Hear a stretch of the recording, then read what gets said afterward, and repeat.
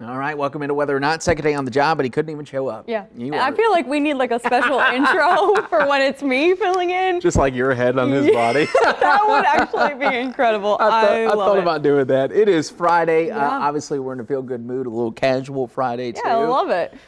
Oh, we've made it to the weekend. Yeah, this week was one of the weeks where I was saying yesterday, I felt like the beginning of it kind of like was going, and then once it hit Wednesday, it was snail speed. We talked about it yesterday, too, a little bit on the podcast if you missed it, but it's like, I feel like my body's still trying to recover. Oh, for sure. It's snow, right? It's rough. Yeah. I don't know when the recovery's, like I took 4 days off. I had 2 days off a weekend. I came back Monday, felt great. Yeah. Then all of a sudden I was like, oh, I don't think I feel great anymore. So yeah, Valentine's Day plan's probably going to be resting on the couch, if we're being honest. Yeah. Sunday going to be a good day for it. Speaking of which, let's start with our first alert. We've been telling you now for a while, Sunday is disgusting. I think disgusting is the best word to use it. Honestly, I really do think so, especially with some of that new model data or higher resolution data starting to come in today. Really plan for just a rainy day. Get any errands you need, get them done on Saturday. Yeah. You're going to want to just stay inside all day on Sunday. It's looking wet. It's looking like we're just holding on to some steady rain. And I do think that we're going to see some locally heavier downpours. Yeah, I do too. And I really think someone probably comes up with an inch or so of rain. You'll notice future radar here. There might be a couple dry spots in the morning. Yep. You're headed off to church, you're coming back. That's about it. I think as we go throughout the middle of the morning, that rain picks up and like you said, actually turns pretty heavy as we head into the middle of the afternoon. Yeah, and you'll also notice we're also going to start to see that widespread rain take over. Yeah. Like you mentioned, some of us in the morning start to stay a little bit drier. As we head into the mid-morning and into the afternoon, that's when that widespread rain takes over with some locally heavier downpours. Where those heavier downpours set up, I think is going to be the best contender for picking up on that inch of rain.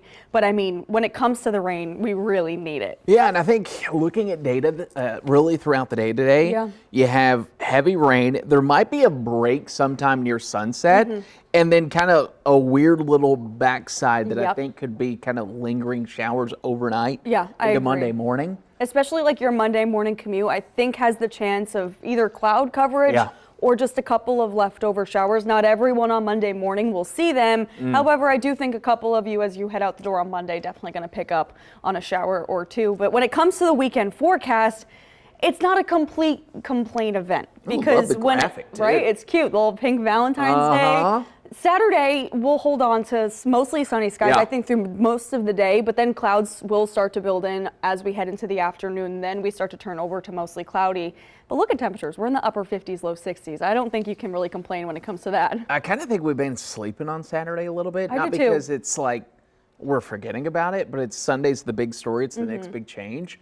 But Saturday looks great. Yeah, I really afternoon. do think the afternoon is going to be absolutely perfect. So find time to just enjoy. I think I may go play some golf on Saturday. Okay. Just get out and enjoy the mild temperatures. I love that. All ahead of some rain coming in. But when we look at some of those longer range models, still kind of showing anywhere from, I think, half an inch to around an inch of rain is definitely what we're going to end up seeing.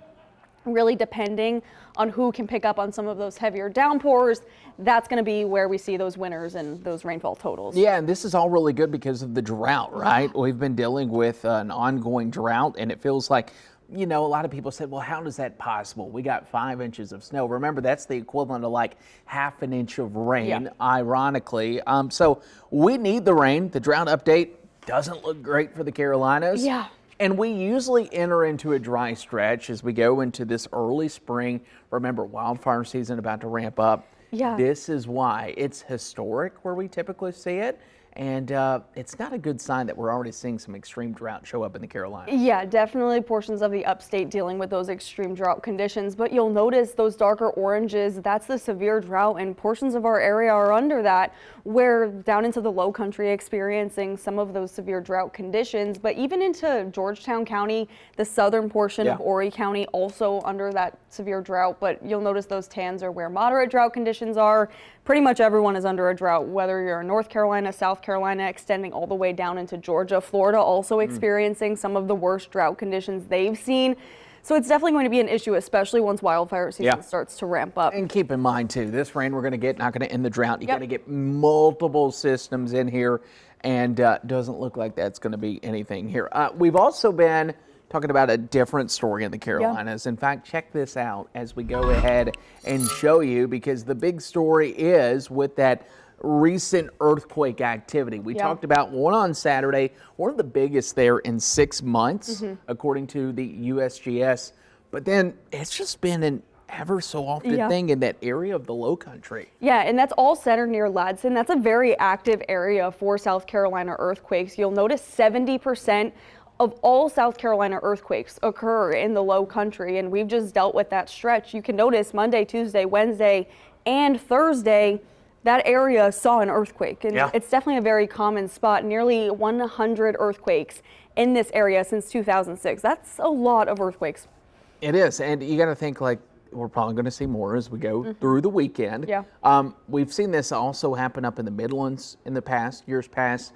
So it looks like another hot spot, if you will, kind of showing up. And that's obviously the big question here. So South Carolina earthquakes, we've talked about it. What about the largest earthquakes? Because South Carolina is still known to some pretty big ones.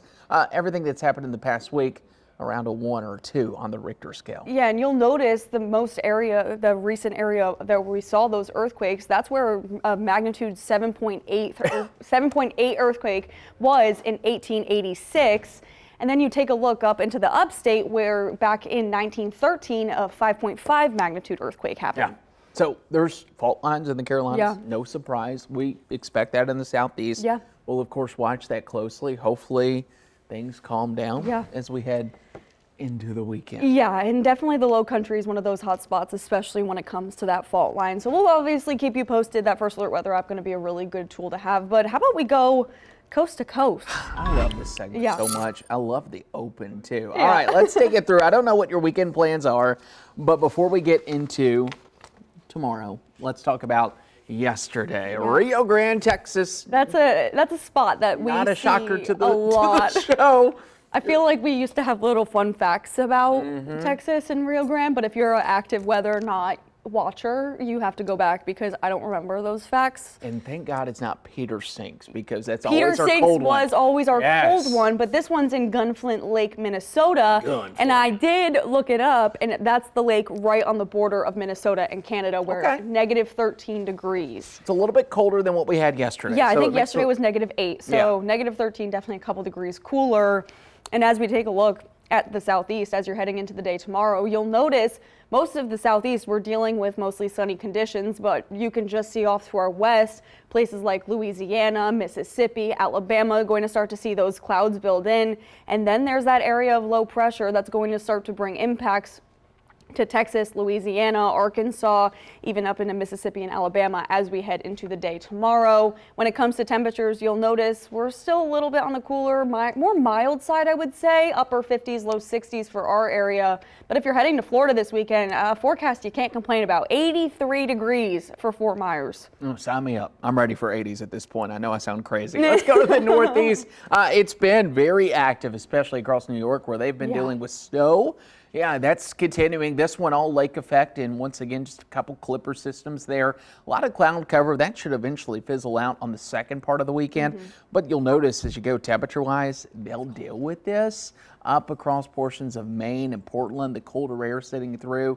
It's New York and Syracuse and Rochester. 32, 33. Yeah, they probably want a little bit warmer weather. Honestly, though, my parents are right in Orange County, New York, and they've been dealing with like 20s and teens. Yeah, this is a warm up for them. I think they're not going to be too mad about this forecast. It's cold, but it could be worse. Yeah, 57 in Charleston, West Virginia. Certainly not bad either. Yeah, as we take a look at the upper Midwest, a lot of really kind of calmer conditions. You'll notice into places like Missouri, we're kind of going to start to see some of those showers and downpours, and that expands all the way into Kentucky as well. But most of the area in the upper Midwest is honestly dealing with some drier conditions. I would love to be like Gary, Indiana, Fort Wayne, Indianapolis. There's going to be some really cool clouds there north of that warm front. And look at where the warm front basically moves. 64 in Kansas City, 60 in St. Louis. My parents in Kentucky said, look, I'm just happy it's going to be the 50s. It might be rainy coming up, but we'll take 50s there. So warm, a general trend across the upper Midwest. Yeah, and you can notice there's that area of low pressure, that front that's moving through even northwest Texas down into Waco, Austin. Even some severe weather opportunity, a very low end threat for places like Texas and Oklahoma, even into Arkansas and Louisiana, but it's there. Maybe a couple severe thunderstorms can be produced. For us, when this area moves into our area, not going to see any of that, but temperatures, they're warm. Texas sitting in the 70s, and you'll notice even in New Mexico sitting in the upper 50s. 87. What's that Lanny Wilson song right now about Laredo? I can't remember. I can't remember it Somewhere either. in Laredo, maybe. 87 there for Laney. 82 in Del Rio. 50s and 60s as you go over there into Roswell. I cannot wait for the 80s. Oof. Tucson, Phoenix. I'll take 60s and 70s Yeah, too. same. Which we'll have that coming up a little bit. Let's go out to the West Coast. Yeah, definitely going to start to see some conditions kind of change for places like even Oklahoma. We're going to see those conditions. But as we take a look at California, kind of dealing with some mostly cloudy skies, you can see that area of low pressure that's just off of the southwest coast, kind of dealing with some of those rain conditions. But when you look at temperatures, you can't really complain. It's kind of more seasonable for this time, sitting in the upper 50s for Colorado. You can notice even California, I would say a little bit cooler. Look at the temperature difference, though, in Los Angeles and Palm Springs. Yeah, there's a big change coming there. They're going to start to get into a more active weather pattern in the West Coast, especially next week. While they cool down, we're going to warm up, and we're going to completely flip the script. So definitely going to be watching that closely as we head into next week. All right. We haven't done it yet. Yes. Let's bring back Shooting the Breeze here. And as we do so, I think this is a fun opportunity. You all made this, and I love it. Yeah. Let's show our viewers the options here. What is your relationship status with winter? What are you filling out, Jenna? You know, if you asked me about 3 weeks ago before the back-to-back First Alert Weather Day weekends, I would say, like, I love it. You know, it's a little bit cooler. You would be deeply in love. But now we're like, I'm on a break. I'm over it. I'm ready for spring. Okay. I wish like I could just like there was a box that said you can it's almost done. be committed to another season if that's what you're going to do, you know? No. Oh, you're talking like I'm committed to spring. To spring. Oh, see, If you I was want it. thinking like committed to Yeah. another winter, which Yeah. like thinking about next winter, hopefully. I mean, you could do that too. You could use that however you want. I'm going to check the it's complicated. I'm annoyed. I'm tired. We all are. like, could you go for another snowstorm? If it popped up, No, absolutely not. I mean, I would be like, oh, well, I guess we got to, you know. Well, yeah, I think if that would happen, I'd be like, oh, fun. And But, that's like, why I'm also like, it's looking at complicated. some, you know, I kind of like that though, because looking at some of the longer range stuff, like February looks to kind of end up warm. So I guess March it's complicated. is really impossible for snow here. Yeah. I said that right now and then watch. Remember our winter weather predictions? We're really got a good record here going on. But yeah, we're going to post this. We should post this and see what people say. Go look for it on our Facebook. I'm sticking with it's complicated. I'm sticking to I'm over it. And if not, I'm going committed to summer. Like just send me Summer? full send. See, no, I'm more like let's do spring. I don't want the 90 degrees and feels like 110. I'm not ready for that yet because I love me a sweater. I love like wearing jeans. I'm not ready for like, oh my God, and plus like when Jamie's here and it's that hot, oh my God, he's miserable. Get the diva fan out and get it ready. Let me tell you this. This graphic also reminds me of one good thing on a Friday. It's happy hour. Cosmopolitan. That's for Boss Man. Let's go ahead and talk about. Oh, look, that's the first I glimpse hadn't of that. seen that. Oh, wow. How about this morning? Because we have to at least show it. 4 astronauts sent off to the International Space Station. Well, look at Jamie could take a picture, but it Right? didn't come Wow. into work. Wow. I'm feeling under the weather too. But yeah, beautiful view. Obviously, these Falcon 9 launches are amazing. Yeah. There's something a little bit more meaningful when you're seeing it. And you're like, wow, there's people on that. And I think what's like even cooler is you can see the conditions were perfect this morning where we held on to clear skies. I think the biggest difference was the other night there was one, but we had mostly cloudy skies, and when clouds are around, these are impossible to see. So really gives a good view, gives those noctilucent clouds also, which I think produce really just beautiful views. You want to know what happened to Michaela and I at Conway this morning? Oh goodness, what? The lights from the baseball field blocked our view. That stinks. I was like, we're going to be in prime spot. We could see stars. And Yeah. then like once we got at the stadium, I was like, where is everything? Oh. And you could see the clouds from leftover. Love it. But that's it. You know what I did instead of seeing that? Sleep. I slept. All right, what we got next? We have I like this. Yeah, I'm usually the one dishing I know, this to Jamie. but this is a good one. This is a $24 cup of coffee in Massachusetts. This is up my vibe. I'm all for coffee. I have a pour over maker at home. I'm all for it. It's having coffee notes described as florals, bergamot, peach, honeysuckle, and manga. I don't know if I would like those notes. I think it's a bag. The type of specialty coffee is sold at international auctions that help connect farmers directly with buyers, ensuring they receive a fair price for their premium crops. The money goes back to the farmer, and then it is meticulously produced coffee, says that company. There's a lot of time and effort into the harvest. The roastery says for coffees like this, it would be like drinking like a fine wine. Question, is that all I get for $24? So this is, I'm not really sure. I should have done probably a little bit more research. Because if so, no. And I completely agree with you. Like, I mean, you've seen my coffee setup at home. Like, we have an extensive coffee setup. I'm all for paying for good beans. Don't get me wrong. Me too. And I'll pay like, oh, I have the same thing at home. I'll buy a $24 bag of coffee, but this says cup of coffee. So to me, I'm like, no go. I'm not necessarily sure what is going on there, but you know, I would be intrigued to try the bag of coffee. I would maybe try it once, and that's it. But yeah. Yeah. If it's a $24 bag and it's great, that's not bad for a good quality cup of coffee, but. It honestly doesn't look good. If I'm being it looks like tea. I don't think the pour over ratio is right, and it shouldn't be. It would be in a mug. It'd be too hot for glass. I'm a little confused now that we get into it. So let's go to the next one. Do better video, okay? No, just kidding. A Valentine's Day litter box. Animal shelter in North Carolina is getting creative this Valentine's season, turning heartbreak into help. The Lenore County SPCA is giving a literal meaning to the phrase "love stinks." Donors can pay a $5 donation to have their ex's name written inside of a litter box this Valentine's Day as a way to give back to the animals at the shelter. The fundraiser launched on Monday and has already seen almost 24 donors from across the community, sparking lots of laughs along the way.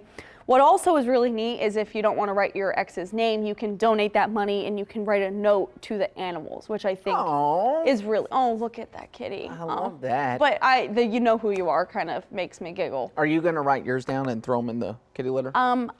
Because Do we need to name names? We're not going to name names. Okay, we're not going to name names. We're past all of that. We're in a better space We've turned to bigger now. and better things. I would say old Andrew would have been like, here's a $20 bill. I'm going to do them all. Oh my God. All in one box, all from the same cat. But no, I wouldn't do that anymore. I would do it for the animals. Yeah, me too. I do like the story, though. It is clever. It is a really good It's a good way to make some money, too. Yeah, and I think that's honestly a really good little donation. Let's talk about a rare bat in honor of the chief. Maybe that's why he's not here. Did he have another bat incident? Did he have another bat? For those that don't remember, Jamie found a bat in his bed. It's a weird story. You can go back and look into it on Are You Serious? But wildlife puzzles are puzzled about finding this bat, rarely seen in Colorado. It's called the evening bat.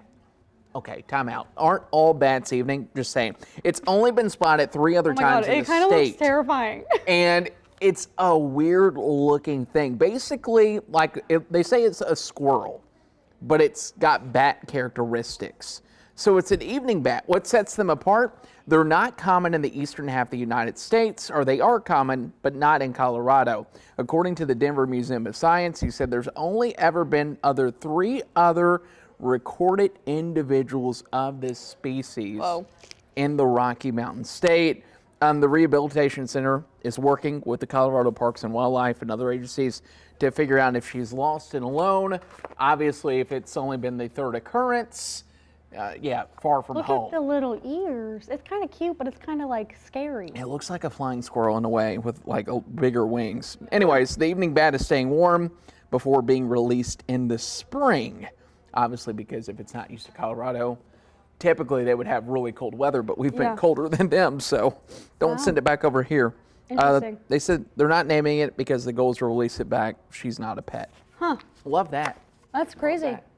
Weird story. Weird story, and I wish Jamie was here because he'd have so much more to say. I don't really have much other than kind of cute, kind of scary, kind of don't want a bat ever in my house. Yeah, same. Any plans for the weekend? Hanging out with you. Yeah, there we go. Party.